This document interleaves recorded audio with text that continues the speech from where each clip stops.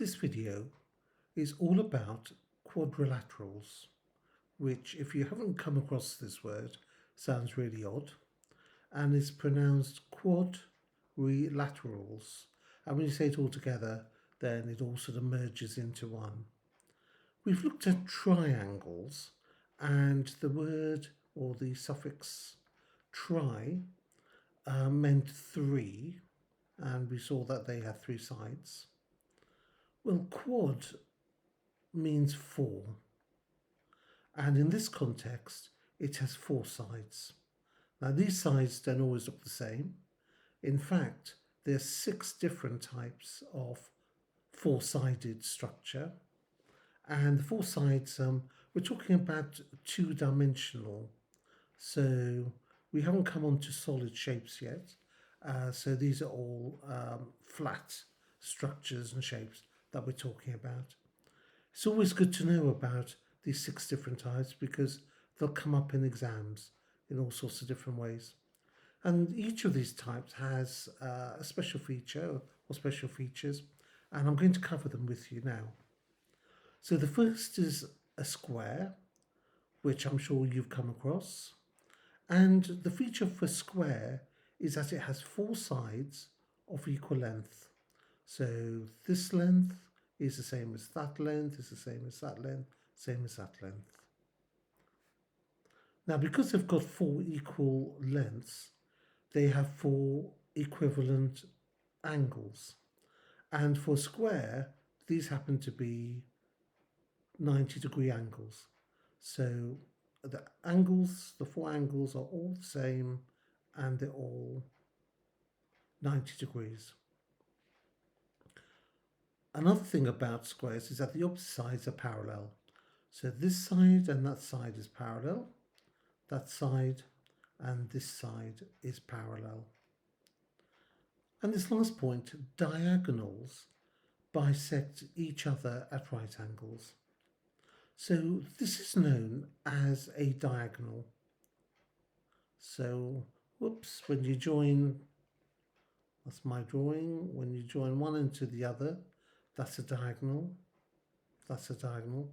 And you'll see that in the middle where they cross or bisect, you have another angle there, a right angle there. So those are the features of a square. The next quadrilateral that we're going to look at is very similar to a square, but it's called a rectangle.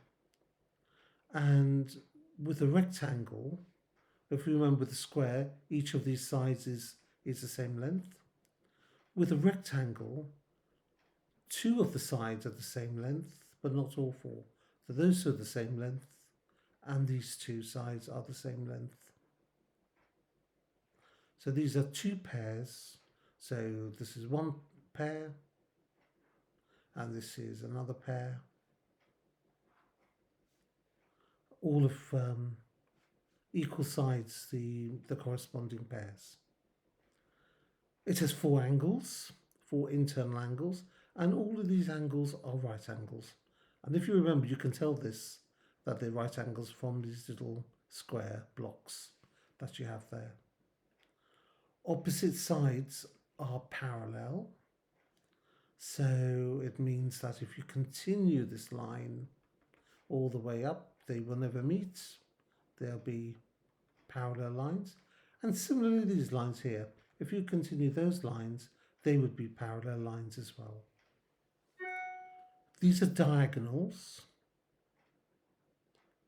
So there's those diagonals.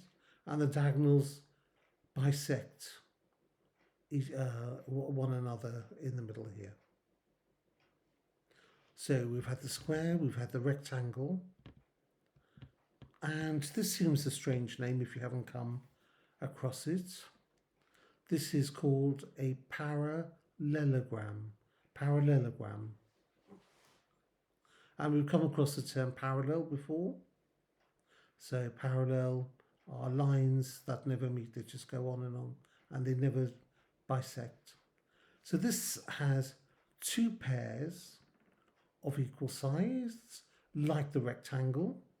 So this is one pair. This is another pair. So this is two pairs of equal sides. Oh, there's a slight repetition. We can get rid of that. The opposite sides are parallel, which we just covered, and the diagonals bisect each other.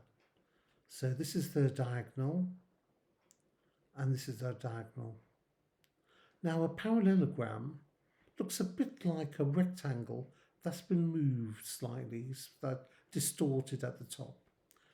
And with a rectangle, we saw that each of the sides had the same angle or right angle. Well, in a parallelogram, there aren't right angles. Instead, the opposite angles are the same. So those angles are the same, and these angles are the same. So that's a parallelogram.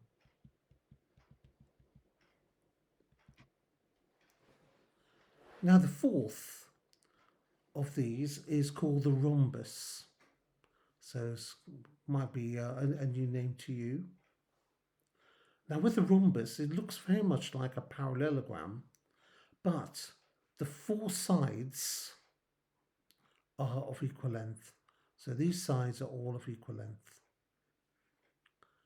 It has two pairs of equal angles, so this is one pair. So this is very similar to a parallelogram. And the diagonals then cross, they bisect, and in the middle you have the right angle. So if you remember with the parallelogram, it didn't have the right angle in the middle, and the lengths of all the pairs differed in length. The next is called the trapezium. So the trapezium is a quadrilateral where you can have different lengths over here, and the lines only have one pair, or the structure only has one pair of parallel lines. So these lines are parallel to one another.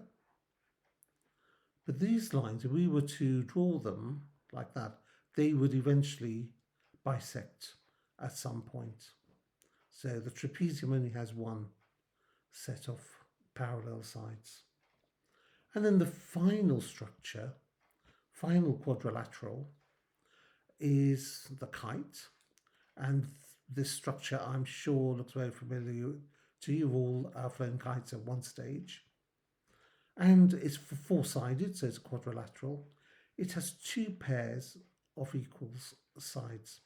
So this side and this side are equal length. That side and that side is of equal length.